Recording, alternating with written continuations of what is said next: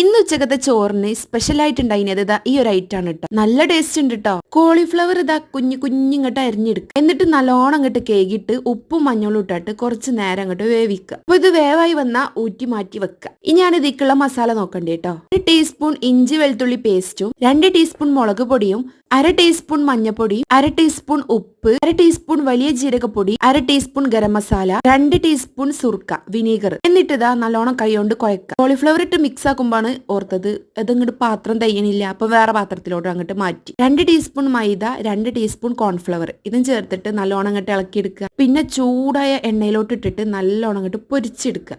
പൊരിച്ചെടുക്കുമ്പോൾ പിന്നെ ഇടയ്ക്കിടയ്ക്ക് കരിവേപ്പിൻ്റെ ഇടണം. എല്ലാം ഞാൻ ഒരു രസമല്ലല്ലോ. ഇതങ്ങോട്ട് ഇളം ചൂടിൽ അങ്ങോട്ട് കഴിക്കുമ്പോണ്ടല്ലോ അടിപൊളിയാണ് കേട്ടോ. നല്ല നെരിവുള്ള നല്ല കോളിഫ്ലവർ ആണ് കേട്ടോ. അടിപൊളി നല്ല ടേസ്റ്റ് ഉണ്ട്.